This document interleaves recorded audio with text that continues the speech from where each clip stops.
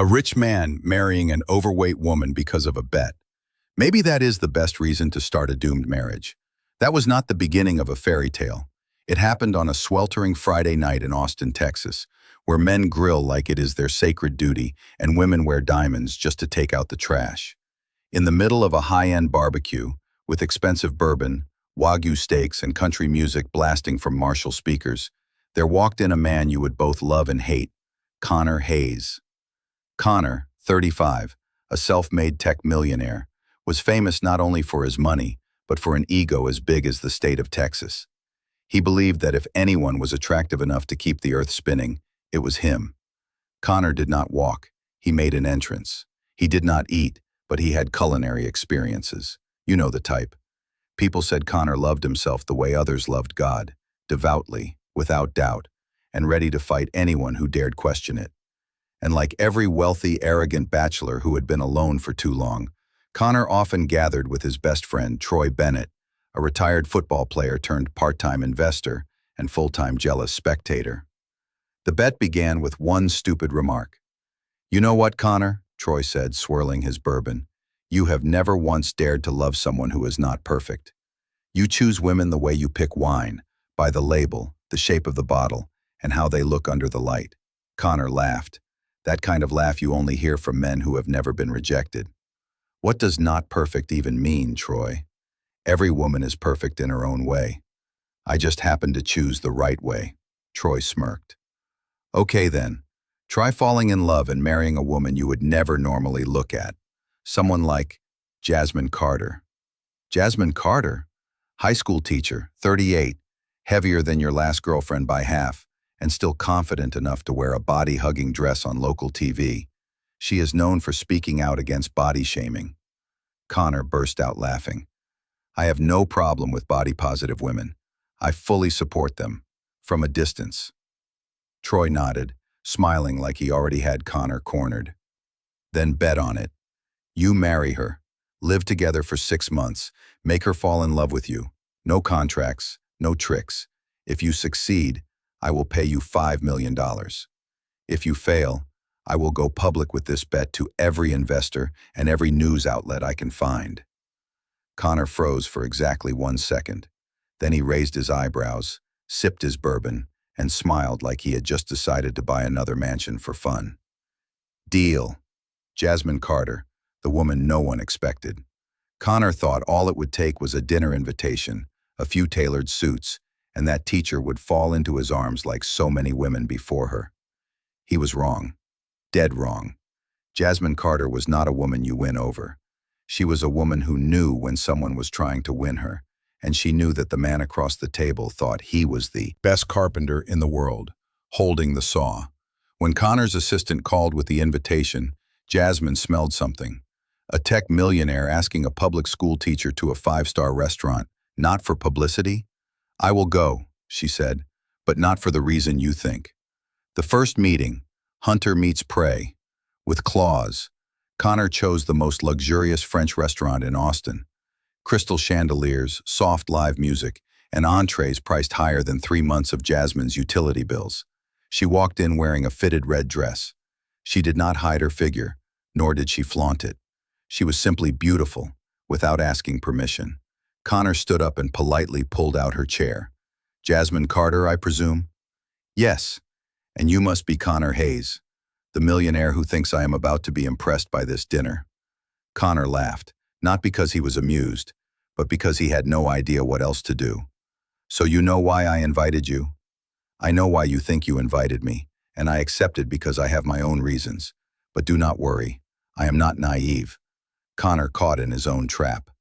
From that moment, nothing went the way Connor planned. He did not know why Jasmine made him nervous, not because she was difficult, but because she did not even try. She was simply herself, and that was enough to throw him off balance. He was used to women pretending to admire him. Jasmine? She studied him like a teacher grading a student who had just tried to lie on an essay. Connor thought he was in control, but Jasmine did not need control. She drove the entire game herself. And so, the marriage born of a bet began. After only a few brief meetings, Connor officially proposed to Jasmine, not with romance, not with ceremony, but with the cold efficiency of a corporate merger. Jasmine accepted, but in her mind, the game would last far longer than 6 months. And Connor? He had never married a woman who knew he was lying from the very start. Where are you listening from? Austin, New York, Nashville, or somewhere quiet in Iowa? Leave a comment below and tell me this. What would you do if someone married you just because of a bet? Would you play along? Or would you make them pay the price? The bet has been set in motion, but trust me, the most interesting parts have not even begun. If love were a song, Connor and Jasmine's first dates were not a sweeping ballad, but the opening notes of a job interview. A little tense, a little staged, with more laughter than truth. Their very first date was at the most expensive French restaurant in Austin. Exactly what you would expect from Connor Hayes. Even a glass of water there cost as much as a middle-class family dinner. The table by the window, red wine in crystal glasses, waiters bowing like stage actors. Everything was refined, except the air between them. Jasmine was not surprised. She walked in with quiet confidence, a navy dress that was neither tight nor sloppy. She smiled and sat down like she had been there 100 times before. Connor was thrown off because she did not ask about the menu, did not look to him for wine recommendations, and, rare for him, did not laugh just to flatter him. Instead, Jasmine set her menu down and asked, "So, do you want to start with me pretending I do not know about the bet, or with you pretending you do not know I know?" Connor nearly choked. No woman had ever cut straight through his game like that. In every scenario he imagined, she would blush, fumble, maybe giggle nervously. But not Jasmine. She came straight at him like a teacher walking into class with eyes that said, "I know all your tricks. I know about the deal between you and your friend," she continued. "And your assistant, the one who sent me that fake charity event invite, was not very good at clearing his browser history." Connor leaned back, lifting his wine glass to hide the heat rising in his face. "And yet you still came?" "Of course, I like a good story, and I think I might be able to rewrite the script." The next day, Jasmine invited Connor to a second date at a small coffee shop tucked inside an old auto repair garage, run by a retired mechanic. Connor walked into the smell of roasted beans, motor oil, and popcorn. Low ceilings, wooden tables, no chandeliers, no polished piano, just a dusty radio playing old country songs. Jasmine was already there, holding a worn Steinbeck novel. No makeup, no polish, just herself. "Hello," she said. "Hope you are not allergic to the smell of real life." Connor felt like he had landed on another planet, and though he tried to hide it, there was something strange and magnetic about it. He was used to women choosing dishes by price, looking at him with expectation, offering lines that stroked his ego like an extra limb. Jasmine? She did not need his attention. This made him unable to stop giving it. On the third date, Connor brought her to an outdoor concert where the VIPs sat apart with champagne and cashmere blankets. Jasmine did not refuse, but after the show she said plainly, "You know, I do not hate what you do. It just is not something I will remember." "What do you mean?" Connor tilted his head. "That first night you tried to impress me with wine. The second time I drank water, and we actually talked. Tonight, you barely said a word for 90 minutes. I came here to know a person, not to watch you showcase your status." The words hit him in a place he had never considered. He was the one being interviewed, not the other way around. With each date, Connor was pulled deeper, as if Jasmine were a riddle with no clear answer, and he was famous for never walking away from a challenge. She always showed up on time, always spoke her mind, and never flinched from admitting the scars she carried. She had been hurt. She had lost faith in men. She had heard friends tell her, "You will never get married unless you lose weight." But she also told him this, "I am not marrying someone because they accept me. I will marry when I find someone who makes me want to be better every day, not because I am forced to, but because I choose to." For the first time, Connor, who thought good looks and money were enough, began to feel like he was not enough. One evening, after their sixth date, Jasmine declined the private car he had arranged. Connor asked, "Do you not get tired of proving you are independent?" Jasmine laughed. I am not trying to prove anything. I am just living the way I am. Does it bother you that I do not need you? He had no answer. Because yes, it did. He had never faced a woman who did not need him. And that was exactly what made Jasmine different. Weeks passed, and what started as a bet began to slip out of his control. Connor was not just being tested, he was being shown a mirror. And the reflection staring back was not a charming millionaire, but a man using power to cover the emptiness inside. And Jasmine, the woman he thought would be the easiest target, was becoming the one who forced him to ask the question he had avoided all his life. Who am I without money? One night, when Connor asked Jasmine if she really believed he could change, she said, "I do not need you to change. I just need to know you have the courage to see yourself." And for the first time, Connor began to look. The day people call the biggest day of their lives felt to Jasmine and Connor more like signing papers for a used car. No flowing white dress, no bridesmaids crying, no soft music or "just married" sign trailing behind a convertible. Just a couple standing at a scratched oak desk inside Austin's City Hall, while a clerk in a striped shirt read off rights and obligations in a flat voice. Connor wore a suit, of course, not because he wanted to, but because he could not picture himself in public any other way. Jasmine wore a simple teal dress, neat and unassuming, her hair pinned up. No makeup, no jewelry, just a faint smile. Connor could not decipher.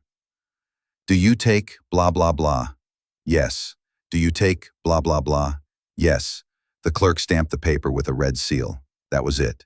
They walked out of the building with no crowd, no flowers, no photos. Jasmine waved at the receptionist and turned to Connor. "So, we are married now, huh?" Connor nodded, a little awkward. He had always pictured something more dramatic, a hug, a kiss, at least a joke. But Jasmine did not do theatrics. Back at Connor's mansion, a house bigger than most hotels, hallways as long as airport runways, Jasmine walked in with the polite curiosity of a museum visitor.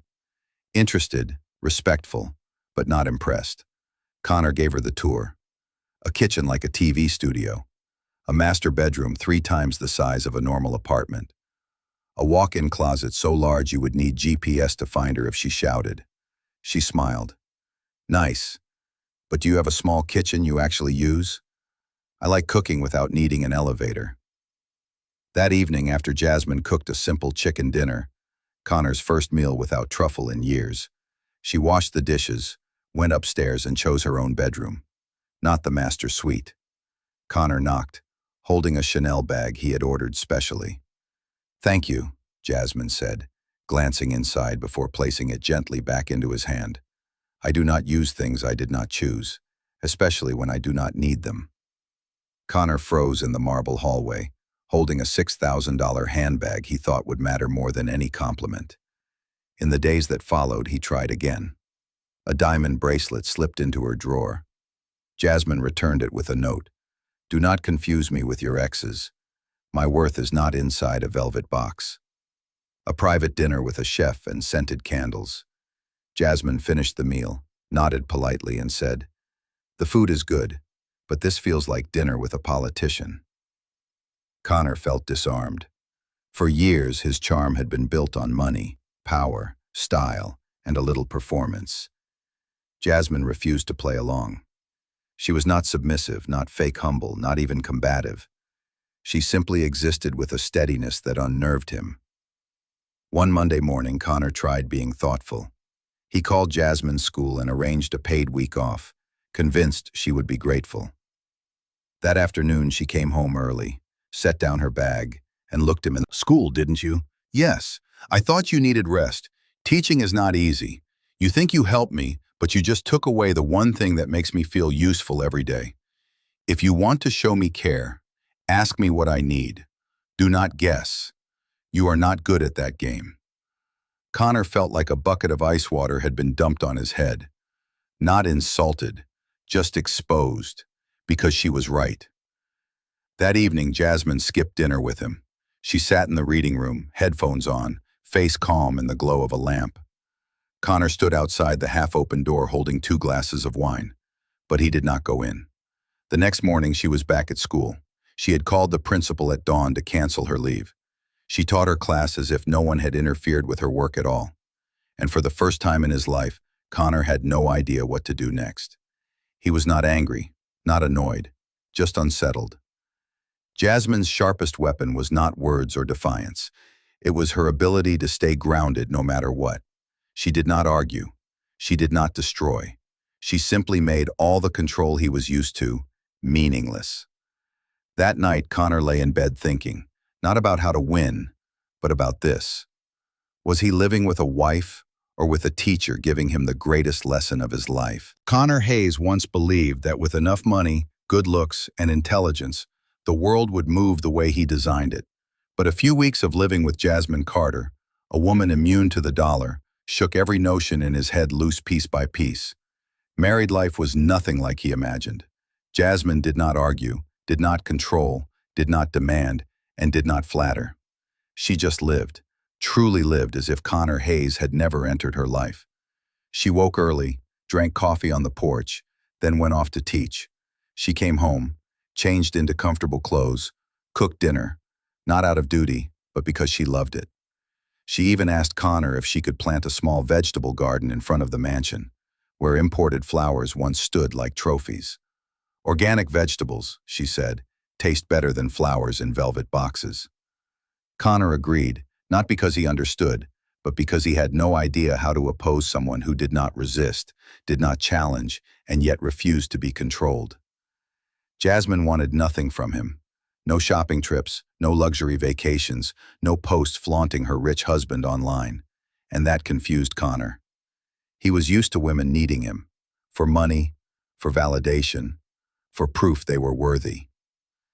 Jasmine lived as though his existence was optional, not essential. Connor began to unravel. One afternoon he sat on the balcony, looking down at Jasmine tending mint in the dirt. He wore a crisp white shirt, a $60,000 watch, and held a glass of imported red wine. Jasmine wore faded sweatpants, an old t-shirt, hair tied up, and hands in the soil. She smiled to herself at a sparrow perched on the fence. Connor thought, if I vanished, would her life even change? One sleepless night, he stood in front of the 2-meter mirror in his marble bathroom. The backlit glass reflected a flawless face fit for an ad campaign. Yet the longer he looked, the fainter he felt. Not the image, but the sense of himself. He remembered the early grind, the endless meetings, the bold decisions, the nights he slept at his desk. All of it to earn freedom, power, recognition. And yet somehow, he had everything but the one thing that mattered, his true value. This house did not need him. It stayed clean on its own. The garden grew. Meals appeared. Jasmine moved through life as if he were nothing more than a polite housemate. The next morning, Connor tried something different. He invited Jasmine to breakfast, not at a luxury hotel, just a local diner near her school. She agreed. They sat at a corner booth, plates of pancakes dripping with maple syrup. I think maybe I am not much of an ideal husband, Connor admitted. Jasmine smiled softly. You are not the problem, Connor. The problem is that you think you are the center of every problem. Connor froze. Simple words, but like a slap across 35 carefully polished years of ego. I do not live to react to you, she said. I live to live. You do not need to save me. One day I leave. It will not be because you failed. It will be because you believed I owed you something simply for existing. That night, Connor lay awake, replaying her words like a broken record. You are not the problem. But you think you are the center of every problem. He had always seen himself as the driver, the force, the main actor in every relationship. Now he was living with a woman untouched by his gravity. In the following days, Connor grew quieter. Not angry, not bitter, just thoughtful. He realized Jasmine did not dislike him, but she did not need him either. She gave him something no one else ever had. Not a role, not a function, but the chance to see himself as a man, not a brand. One Sunday afternoon, Jasmine was watering plants. Connor walked out holding 2 glasses of iced tea. Can I help with something? He asked. Jasmine squinted at the sun, then handed him a small shovel. "Help me dig a hole for the tomato plants. The soil over there is tough." He knelt beside her and began to dig. For the first time since their wedding, they did something together without either of them leading, ordering, or defining. And in that moment, Connor Hayes, millionaire, playboy, tech mogul, felt ordinary. Not because he had conquered, not because he had impressed, but because he was simply present, next to a woman who neither bowed her head nor asked anyone else to bow before her. There was one truth Connor Hayes would never admit to anyone, not even to himself. When a woman does not need you, you start to feel afraid. After weeks of living with Jasmine, the sense of control he once wore like a badge of honor had begun to fade. He no longer knew what Jasmine thought, what she wanted, or worst of all, what she felt about him. She was always polite, kind, and independent. But Connor, with the instincts of a man who had built his fortune by sniffing out weaknesses, sensed something beneath the surface. Not resistance, something else, a hidden intent. One morning, after Jasmine left for work, Connor sat in his office and typed a short message to a private investigator he trusted with high-profile clients. "I want to know who my wife really is." 2 days later, the detective sent back a PDF thicker than most investment contracts. Connor read line by line. At first, it was ordinary. Jasmine was born in Austin, studied out of state, and returned to teach. Her mother had died of cancer. Her father was a software engineer, founder of a small company called Bluebell Systems, which specialized in network security. Connor's eyes narrowed. Bluebell Systems. He knew that name. He dug back through his memory. Then his heart skipped. 10 years ago, Bluebell owned a patent for next-generation firewalls. They needed funding to grow. Connor remembered making an offer through Hayes Dynamics. When they refused, he changed tactics. Not with money, but with pressure. Lawsuits over alleged patent violations, strategic buyouts of their suppliers. Within 8 months, Bluebell collapsed. Their assets were auctioned off. Connor scooped them up like loose change. The press called it a brilliant business move. He was praised as a strategic genius. No one mentioned Victor Carter, Bluebell's founder and Jasmine's father. Connor sank into his chair, cold running down his spine. Jasmine knew, from the beginning, before she accepted the proposal, before she smiled through their first dinner. She knew exactly who he was and what he had done, and still she stepped into the game. That night, Connor skipped dinner. Jasmine did not ask. She left his plate on the stove and went upstairs to read, just as she always did. Connor sat in his office with the file in his lap. Each page felt like an indictment delivered years too late. The next morning, he came downstairs early. Jasmine was making coffee. "Jasmine," he said, his voice hoarse, "I need to ask you something." She did not turn around. "About my father?" Connor froze. Jasmine poured coffee, set the cup on the counter, and looked him in the eye. "I knew you would investigate. A man like you cannot stand not being in control. You knew about Bluebell? From the start?" "Of course. I worked there for 2 years after college. I watched my father wear himself out trying to keep it alive. I watched him lose to a so-called brilliant strategist whom the newspapers praised." Connor dropped in his throat. Jasmine sat across from him, her voice calm, steady, the tone of a teacher delivering a lesson. "After that, he died of a stroke. My mother was already gone. He was all I had. When I lost him, I asked myself, how do you make a man like Connor Hayes understand what it feels like to lose everything and be powerless to stop it? Then the opportunity came." Connor frowned. "Opportunity? A bet, your friend's challenge, and your ego that could not say no. So this whole marriage, this was revenge." Jasmine sipped her coffee. Revenge only makes me someone bitter and exhausted. I came to give you an experience, to feel what my father felt, helpless, small, irrelevant. That is why I refused your gifts, your money, your control. Not out of pride, but to show you it means nothing to me. I did not come to love you. I came to give you the chance to see yourself the way others once did. Those you crushed under the weight of your clever deals. Connor rose and walked out of the kitchen. He did not know what he felt. Anger, shame, betrayal, Or maybe that he finally deserved it.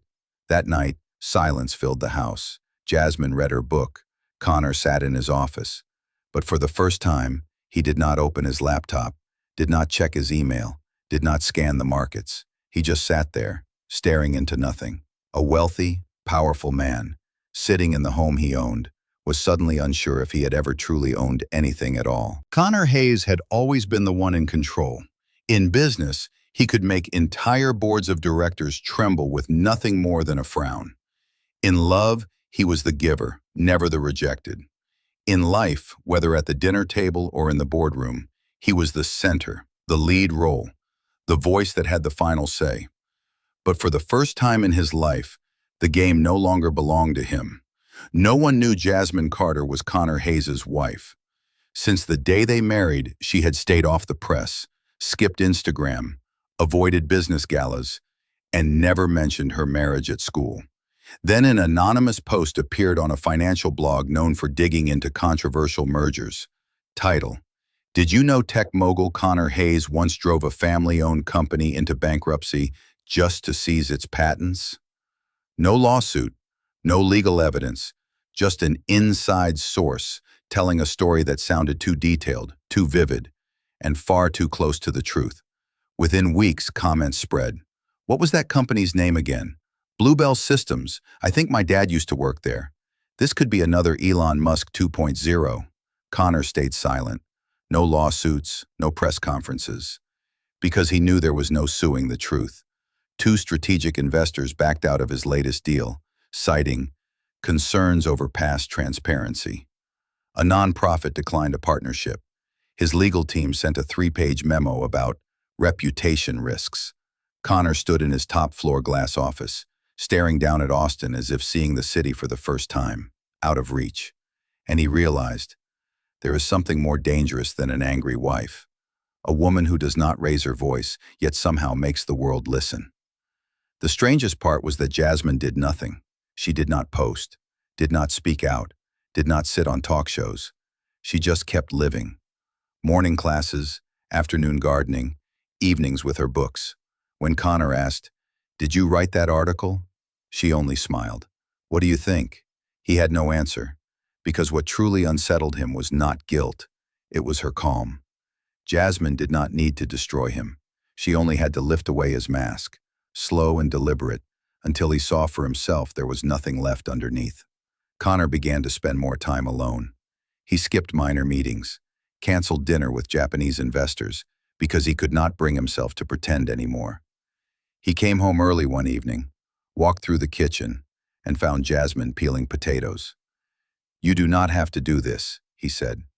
"Do what?" she asked. "Punish me like this, with silence, with indifference, making me feel like a fool without a single insult." Jasmine set down the knife, looked at him, her tone steady. "I am not punishing you. I am living my life. But you are making me feel miserable. Then maybe you should ask yourself why my silence alone is enough to make you miserable." That night, Connor wrote an apology letter by hand. Not out of tradition, but because his hands were shaking, his thoughts chaotic, and typing regret on a keyboard felt too mechanical.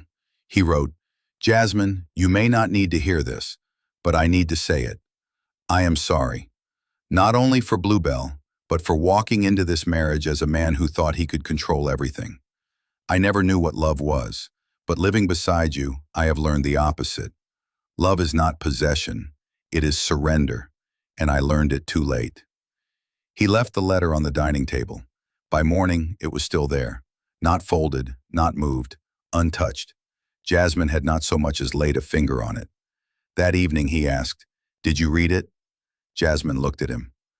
"I do not need your forgiveness, and I do not need your apology." "Why not?" "Because forgiveness is something I gave myself a long time ago.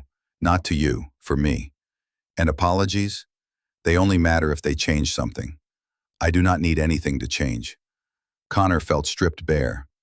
In the past, his apologies carried the weight of settlement contracts. Final, binding, enough to close any deal. Now his words fell into a void, sound without impact, air without echo. For the first time he understood. Jasmine needed nothing from him. Not money, not redemption, not love. And the pain was not in being rejected. It was being ignored. Quietly, peacefully. One evening, as Jasmine watered the garden, Connor stood beside her, staring at the tomato vines blooming with yellow flowers. "What will happen to us, Jasmine?" he asked. She did not look at him. "Us. There has been no use for a long time, Connor. You are only just realizing it." Connor turned away. For the first time in his life, he did not feel angry. He did not feel ashamed. He only felt empty. And, in a strange way, free. There are truths that make people angry, truths that cause pain, and then there are truths that simply take away who you thought you were. That night, a soft June rain fell over Austin. No storm, no thunder, just a steady drizzle, like a sigh from the sky. Connor stood under the eaves, holding a cup of cold coffee, staring out at the garden. Jasmine was out there in the rain with no umbrella. She wore a thin gray sweater, sleeves rolled high, dirt on her knees, wet hair clinging to her shoulders. She was pulling weeds around the tomato plants as if the seasons were not shifting around her. He stepped into the rain beside her. Neither spoke. The rain slid down his shirt, down the coffee cup, down the face of the woman he lived with but never understood. "I was pregnant once," Jasmine said, her voice light, like she was recalling an old dream. Connor froze. His hand tightened around the cup. "I was 28, just starting at my father's company. The baby was a surprise, unplanned, but not unwelcome. I thought maybe this would be a beautiful turning point." She lifted her face to the sky. Rain fell into her eyes, and she did not blink. Then Bluebell collapsed. Not because it was weak, but because it was cut off at the knees. The lawsuits, the lost contracts, my father's illness. He tried to act strong, but every night I heard him crying in his office. And I could not bear it. She turned to Connor. There was no anger, no hatred, only the look of someone who had lost too much to still carry rage. "I miscarried at 14 weeks.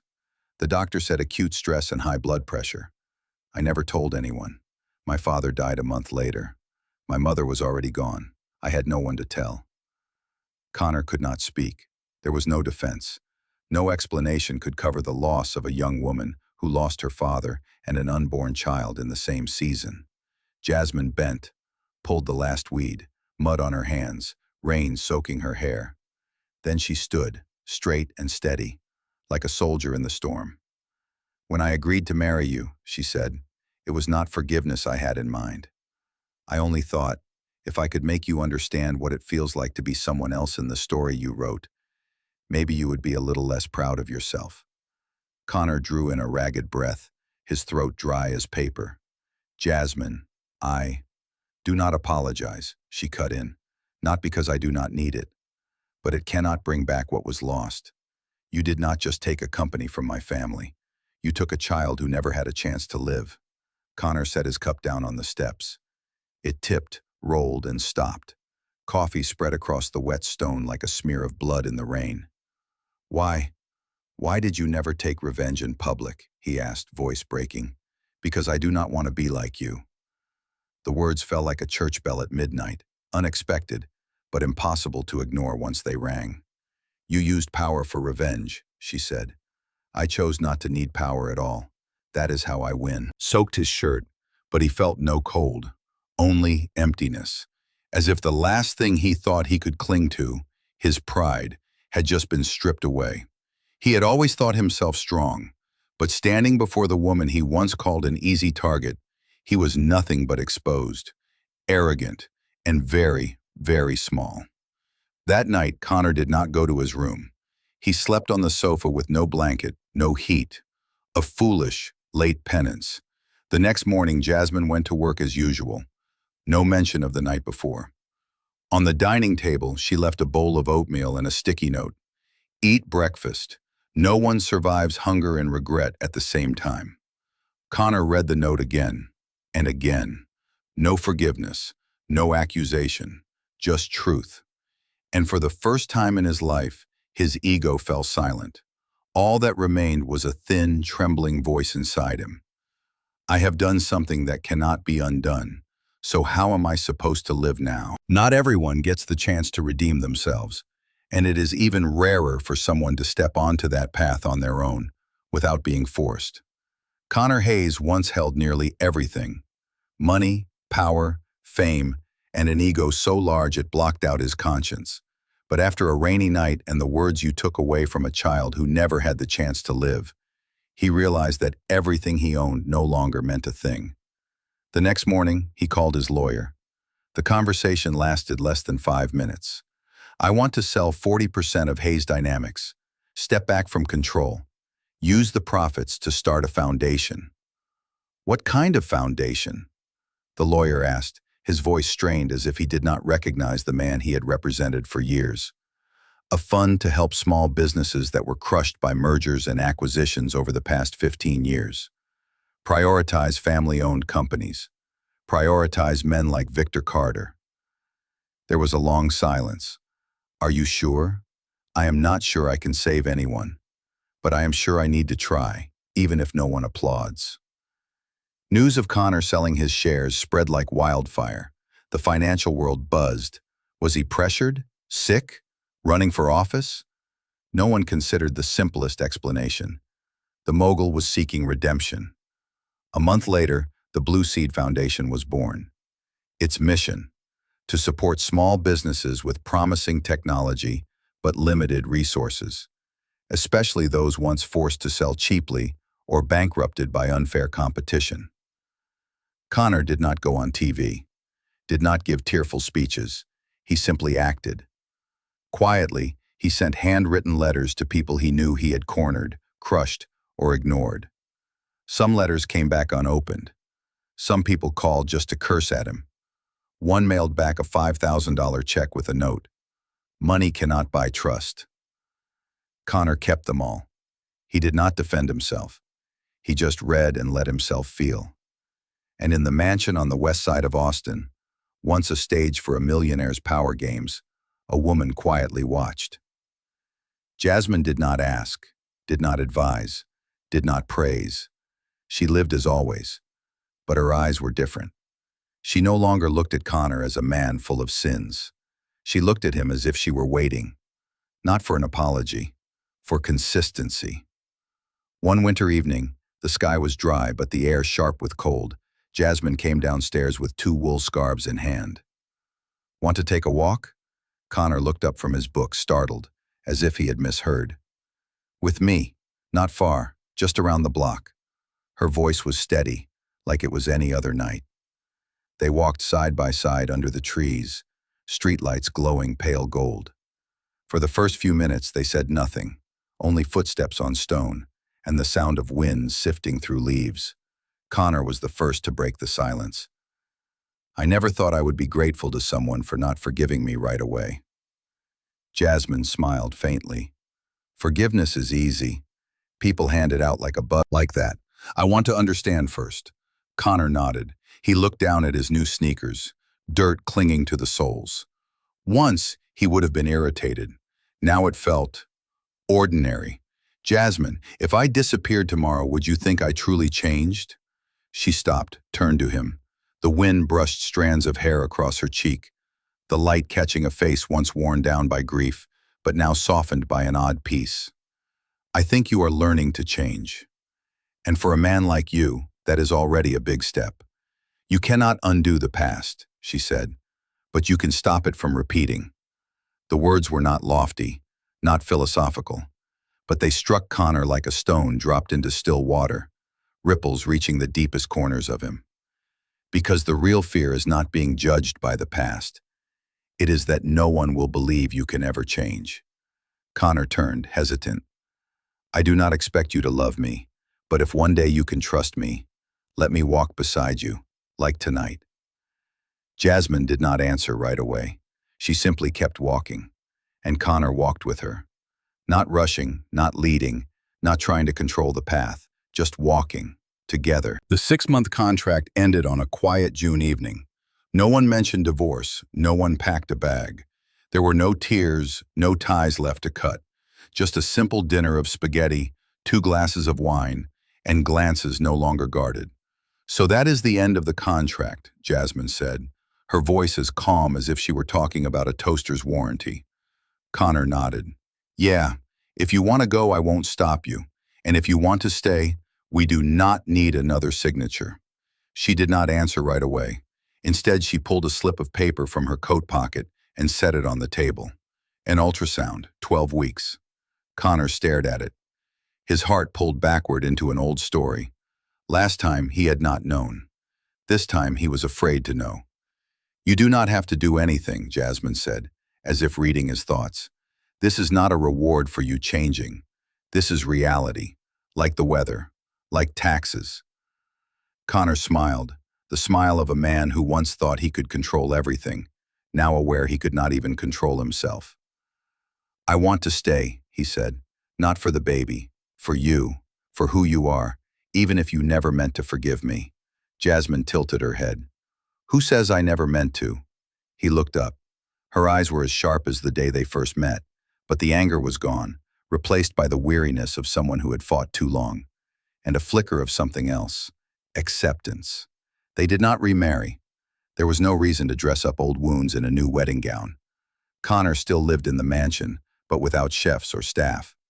Jasmine still taught school, still gardened, but now pregnancy books lay scattered across her desk. They ate breakfast together, sometimes in silence, and the silences were no longer heavy, they were simply real. Connor refused to return to the helm of his company. He kept building the fund for small businesses, lectured for free to young entrepreneurs, and sometimes washed dishes. The last task, he claimed, was to train his patience. One night, standing together in the yard beneath the Texas stars, Jasmine asked suddenly, "If not for that bet, would you ever have noticed me?" Connor did not answer right away. He shoved his hands in his pockets, looked down at his flip-flops, the ones Jasmine always called tacky but honest. "No," he admitted, "I would not have. And that would have been my fault, not yours." Jasmine nodded softly, as if she had expected the answer. "Then maybe things happened exactly the way they had to," she said. "Not everyone understood them." Connor's friends were baffled that he refused to return to the market. Jasmine's colleagues whispered that men like him never really change. But they did not need the world's understanding. They only needed each other's, and sometimes that was enough. 4 months later, with Jasmine 6 months pregnant, they went shopping for baby supplies. Connor, who once could not tell a newborn's hat from a diaper, argued with Jasmine for 15 minutes over the color of a bottle. "If it is a girl, what name would you choose?" Jasmine asked. Connor thought for a while, then said, "Hope." "Because of hope?" she teased. "No," he grinned, "because it sounds like, hold up, so you can't say I never share the work." Jasmine burst out laughing. For the first time since learning she was pregnant, a laugh both exasperated and tender. And Connor, once convinced he was the center of the universe, stood still and soaked in the sound as if it were the rarest gift. Love, in the end, is not salvation. It is two people choosing to stay, even when they have every reason to leave. And if you are listening to this somewhere, maybe in Florida, maybe Ohio, maybe from a car pulled over by the roadside at midnight, leave us a comment. Have you ever loved not because someone was perfect, but because they were brave enough to change? If this story made you rethink what you thought you knew about love, redemption, or courage, don't forget to subscribe so you won't miss the next slice of truth. Because sometimes, the things that move us most start with a foolish bet.